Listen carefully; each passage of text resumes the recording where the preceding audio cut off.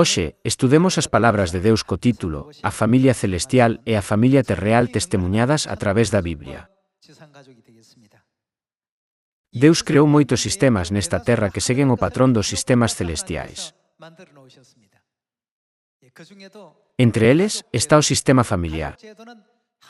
O sistema familiar na terra foi creado como unha réplica do sistema familiar no ceo. Hoxe, a través da Biblia, confirmemos a cada membro da familia un por un. Comecemos botando unha ollada ás familias que existen na terra. Entre os moitos sistemas da terra, o sistema familiar é unha copia e unha sombra do sistema familiar do ceo. Vexamos este asunto.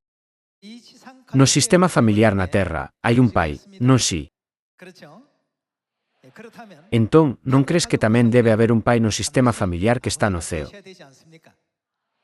Se hai un pai nesta terra, o mundo físico, que é o mundo da copia da sombra, debe haber un pai no ceo, o mundo espiritual, que é o mundo da realidade.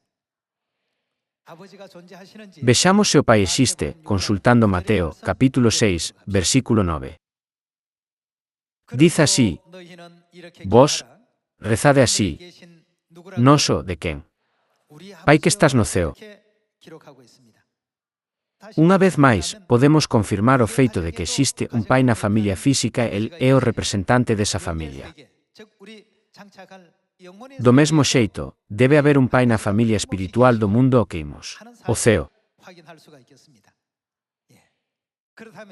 Na relación familiar na terra que é o mundo físico, para que exista un pai, debe haber fillos.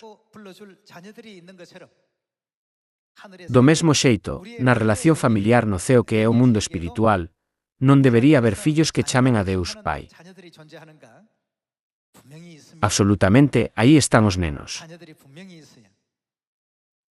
Vexamos 2 Corintios capítulo 6. Capítulo 6, versículo 17.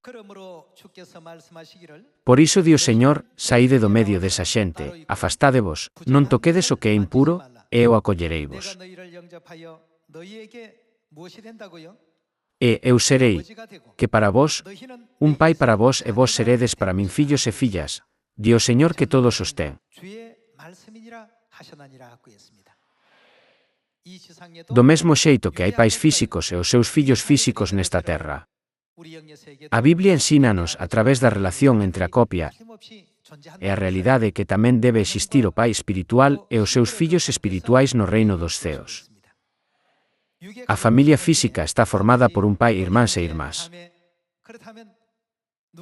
Non obstante, quen falta para que a familia estea completa? Tamén debe haber unha nai. A través da copia da familia física, podemos entender que non só debe haber un pai e fillos, senón que tamén debe existir unha nai na familia espiritual. Así é como a Biblia testemuña sobre a nai. Vexamos se a palabra nai aparece na Biblia. Leamos xuntos o capítulo 4, versículo 26 de Gálatas. En cambio a Xerusalén de arriba, aquí, arriba significa que está no reino do ceo, é libre. Esta é a nosa nai. A Biblia dános unha ensinanza clara. Versículo 27. Porque está escrito: Alégrate ti, aínda que serma e non pares a turuxa, aínda que non che dean vidodores de parto, que abandonada a ter máis fillos ca que ten home.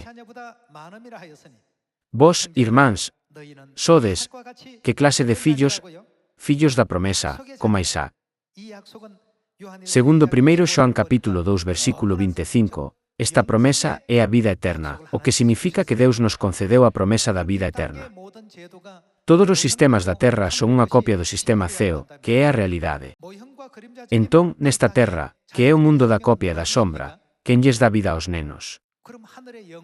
Entón, no ceo, quen debería darlles a vida eterna aos nenos? Non é a nosa nai que nos concedeu a vida eterna. Que tipo de nenos nos chamamos? Chamámonos fillos da promesa. Continuemos co versículo 29. Mais hoxe pasa como a daquela, o xerado normalmente anda a paus co xerado espiritualmente. E que é o que di a Escritura?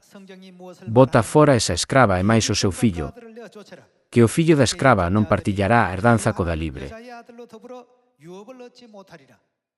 Así que, irmáns, nós non somos fillos da escrava. De quen somos fillos, senón da libre. En Gálatas capítulo 4, versículo 26, dice, a Xerusalén de arriba é libre. Entón, cal é a nosa relación coa muller libre? Somos os seus fillos. Noutras palabras, quen é para nós a Xerusalén de arriba, a muller libre? A Biblia ensínanos que esta muller libre se refire á nosa nai eterna. Somos fillos de pai e nai, e somos irmáns e irmás uns dos outros. Entón, non debemos entrar no ceo sós, senón xunto cos nosos irmáns e irmás. Espero que todos sexamos os fermosos irmáns e irmás de Sión, que non perderán nin un só membro da familia celestial. Atopémonos todos e volvamos coa nosa nai celestial á nosa patria eterna, ao reino dos ceo, onde está o Pai, e gocemos da bendición da vida eterna.